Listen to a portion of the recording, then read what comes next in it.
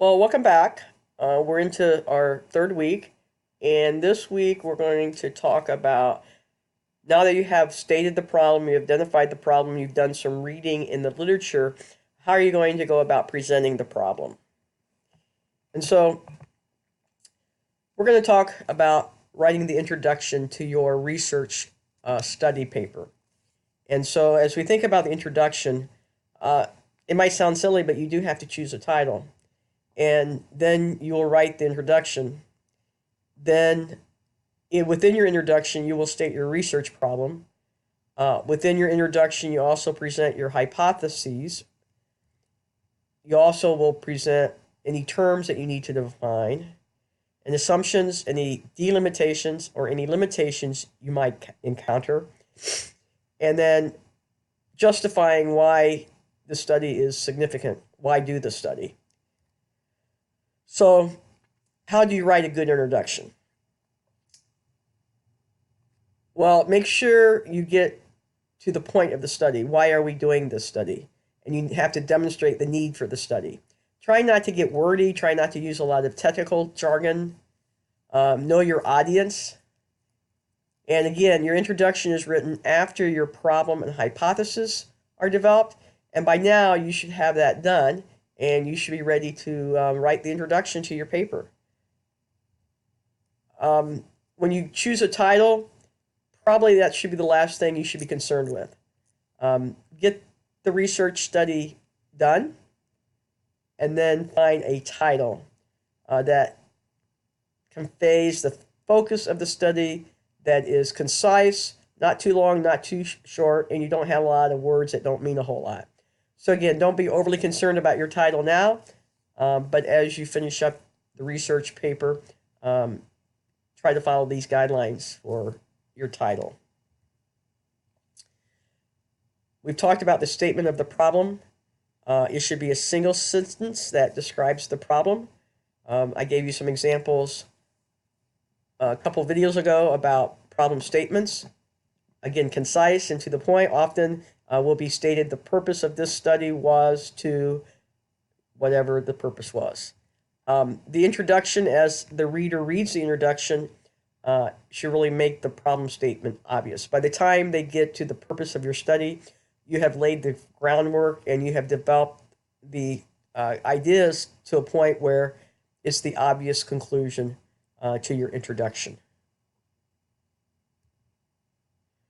As you think about your research hypotheses, this would be what you expect to get based on theory or the experience. You should state your hypotheses as outcomes. So, what do you expect to get with this study? When we get into statistics, we talk about always applying the null hypothesis. So, you assume there is no significant difference, and then you test for that.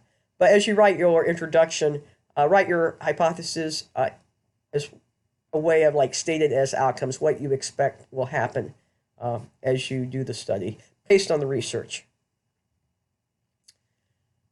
Make sure you are clear in your presentation of your problem and your hypothesis. Within the introduction, make sure you are defining any key terms that might have special meaning that the reader might need to be brought in on. You may address any limitations, any possible shortcomings. Delimitations are those limitations you impose as the researcher that you have made conscious decisions about restrictions that you are going to impose on the research.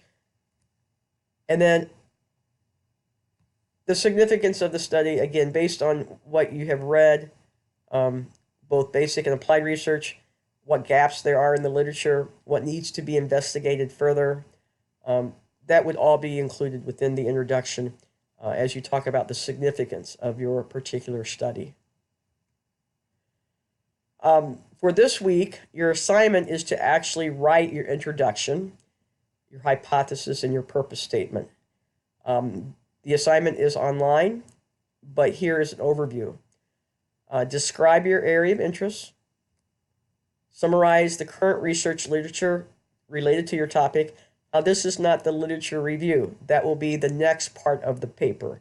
But this is just a overview, a summary of key research studies that you may, in the next section of the paper, go into more detail about. But give a summary of some of the key research that applies to the topic that you've selected. Again, significance to the field, why it's important for this to be studied. As I said, hypotheses should be stated as outcomes, and then towards the end of your introduction, you should have the statement of the problem or purpose of your study. So you go from a broad introductory paragraphs, and as you develop it, you bring it down to the purpose of this study is to whatever the purpose of your study is. But again, it should be obvious to the reader after reading your introduction to see that your purpose of your study, you have laid a very good foundation and developed that so that it's a clear statement, purpose at the end of your introduction. I'll be glad to help you as you're writing the introduction. Again, 2 to 3 pages. Make sure you use APA format, very, very important. Make sure you use proper citations. You should have a reference page, and you're beginning to build your final research study paper.